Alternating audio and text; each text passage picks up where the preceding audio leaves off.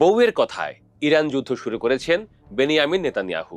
শুধু তাই নয়, ইসরায়েলের জয় নিশ্চিত করতে ঘোর ট্রাম্প প্রশাসনকে ভুলভাল বুঝিয়ে এই যুদ্ধে টেনে এনেছেন পরাশক্তি আমেরিকাকে। ইসরায়েলের প্রধানমন্ত্রীকে নিয়ে এমন বিস্ফোরক অভিযোগে তোলপাড় বিশ্ব। ইরান যুদ্ধের মাঝেই নেতানিয়াহুকে নিয়ে নতুন করে প্রকাশ পেয়েছে এক চাঞ্চল্যকর প্রামাণ্যচিত্র, নাম দ্য বিবি ফাইলস। সেখানে বলা হচ্ছে, দম্পতি হিসেবে নেতানিয়াহু ও তার স্ত্রী সারার ছিল এক সুগার ড্যাডি, যার কাছ থেকে তারা নিয়মিত নিতেন দামি সব উপহার। এখানেই শেষ নয়, এ প্রামাণ্যচিত্রে ফাঁস করা হয়েছে নেতানিয়াহুর এক পুরনো যৌন কেলেঙ্কারির ভিডিওর গোপন রহস্যও। নেতানিয়াহু ও তার স্ত্রীর এমন কুকর্ম বছরের পর বছর ইসরায়েলের প্রশাসন ধামাচাপা দিয়ে রেখেছিল। প্রামাণ্যচিত্রটিতে এমন সব স্পর্শকাতর তথ্য ফাঁস করা হয়েছে, যার ফলে এটি নিজেদের দেশে সরাসরি নিষিদ্ধ করতে বাধ্য হয়েছে ইসরায়েল। চলুন তবে দর্শক দেখে নেই বিশ্বজুড়ে তোলপাড় সৃষ্টি করা এই প্রামাণ্যচিত্রে কি কি আছে। শুরুতেই জানিয়ে রাখি, প্রামাণ্যচিত্রটি 2024 সালে বানানো। মার্কিন রক্ষণশীল পডকাস্ট সঞ্চালক টাকার কার্লসন নিজের প্ল্যাটফর্ম TCN-এ ইরান যুদ্ধের প্রেক্ষাপটে এই প্রামাণ্যচিত্রটি প্রকাশ করেছেন। কার্লসন আগে ফক্স নিউজে ছিলেন। তিনি আগে থেকেই নেতানিয়াহুর কট্টর সমালোচক। যখন আমেরিকা ইসরায়েল ইরান আক্রমণ করল, তখন থেকে তিনি বলে আসছেন এই যুদ্ধের পেছনে বড় কোনো গেম প্ল্যান আছে। দর্শক, প্রামাণ্যচিত্রের শুরুটা হয় নেতানিয়াহুর দুর্নীতি আর বিলাসিতা দিয়ে। সেখানে দেখা যাচ্ছে নেতানিয়াহু ও তার স্ত্রী সারা ধনকুবেরদের কাছ থেকে কিভাবে দামি দামি গিফট নিতেন। মার্কিন বিলিয়নিয়ার দম্পতি শেলডন আর মিরিয়াম এডেলসন ছিলেন নেতানিয়াহু পরিবারের সুগার ড্যাডি। দামি সিগার, গোলাপি শ্যাম্পেইন আর নামি সব ব্র্যান্ডের শার্ট, এসবের জন্য তাদের নির্দিষ্ট কোড ওয়ার্ড ছিল। লিভস মানে সিগার, রোজেস মানে শ্যাম্পেইন, আর ডোয়ার্ভস মানে দামি শার্ট।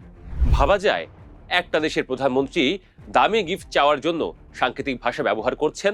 প্রামাণ্যচিত্রে তুলে আনা হয়েছে নেতানিয়াহুর যৌন কেলেঙ্কারির ভিডিও। সেই 90-এর দশকে নেতানিয়াহুর এক পরকীয়া সম্পর্কের ভিডিও ফাঁসের ভয় দেখিয়ে তাকে রাজনীতি থেকে সরানোর চেষ্টা হয়েছিল। নেতানিয়াহু তখন লাইভ টিভিতে এসে স্বীকারোক্তি দিয়েছিলেন। সেই থেকেই নাকি তার মধ্যে এক ধরনের বলির পাঠা সাজার প্রবণতা তৈরি হয়েছে। এখন তিনি যাই করেন সেটাকে দেশের স্বার্থ বলে চালিয়ে দেন, যদিও ভেতরে থাকে ব্যক্তিগত এজেন্ডা। প্রামাণ্যচিত্রের তথ্যের সাথে মিলে যায় বর্তমান ইরান যুদ্ধ। মিরিয়ামের বয়ান অনুযায়ী সারা নেতানিয়াহু নাকি একবার বলেছিলেন, তেহরানে যদি কোনোদিন পরমাণু বোমা ফেলতে হয় তবে তার জন্য দায়ী থাকবেন একমাত্র তিনি নিজেই। মানে যুদ্ধের মতো একটা বড় সিদ্ধান্তের পেছনে দেশের নিরাপত্তা নয়, বরং কাজ করছে স্ত্রীর জেদ বা প্রভাব। টাকার কার্লসনের দাবি, এই যুদ্ধটা আসলে নেতানিয়াহুর একটা রাজনৈতিক ঢাল। তিনি জানেন যুদ্ধ চললে তিনি ক্ষমতায় থাকবেন, আর ক্ষমতা থেকে নামলেই দুর্নীতি মামলায় তাকে জেলে যেতে হবে। তাই নিজের পিঠ বাঁচাতে তিনি পুরো বিশ্বকে যুদ্ধের আগুনে ঠেলে দিয়েছেন। দর্শক, এখন পরিস্থিতি এমন দাঁড়িয়েছে যে ইরান যুদ্ধে আমেরিকাকে টেনে আনা হয়েছে।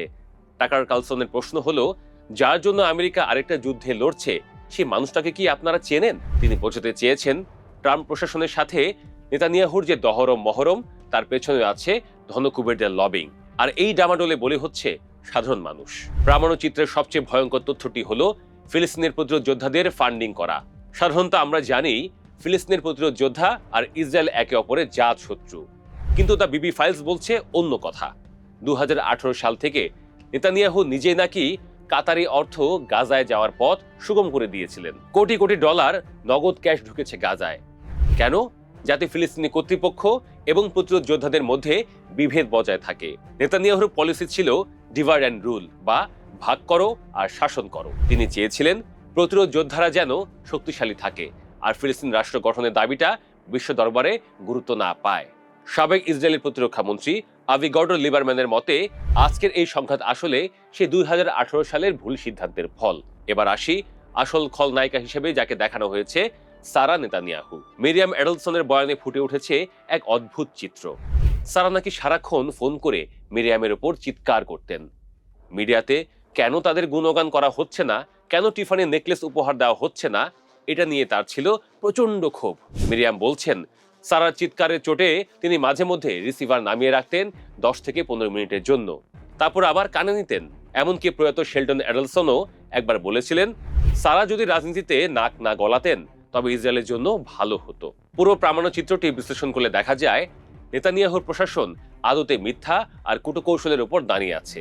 একদিকে ফিলিস্তিনের প্রতিরোধ যোদ্ধাদের গোপনে টাকা দিয়ে নিজের স্বার্থ হাসিল করা, অন্যদিকে বিশ্বকে বোঝানো যে তিনি সন্ত্রাসবাদের বিরুদ্ধে লড়ছেন। আবার ঘরের ভেতরে স্ত্রীর প্রভাব আর ধনকুবেরদের থেকে দামি উপহার নেওয়ার নেশা, সব মিলিয়ে নেতানিয়াহুর যে ভাবমূর্তি ইসরায়েলিরা জানতো সেটা এখন প্রশ্নের মুখে। দর্শক, এ কথা বলাই যায় না, বিবি ফাইল শুধু একটি প্রামাণ্যচিত্র নয়, এটা একটা রাজনৈতিক বোমা। বিশেষ করে যখন ইরান যুদ্ধের ফলে পুরো মধ্যপ্রাচ্য জ্বলছে, তখন এই ধরনের তথ্য সামনে আসা নেতানিয়াহুর জন্য বড় ধাক্কা। তার এসব কুকীর্তি যদি সত্যি হয়, তবে ইতিহাসের পাতায় তিনি একজন ধুরন্ধর রাজনীতিক হিসেবেই পরিচিত হবেন, যিনি নিজের ক্ষমতা টিকিয়ে রাখতে একটা পুরো অঞ্চলকে অশান্ত করে তুলেছিলেন। এখন দেখার বিষয়, এই প্রামাণ্যচিত্রের পর বিশ্ব রাজনীতিতে আমেরিকার ভূমিকা কি হয়। নেতানিয়াহুর গদি কি নড়বে, নাকি যুদ্ধের ডামাডোলে এসব ঢাকা পড়ে যাবে? সময়ই তার উত্তর দেবে।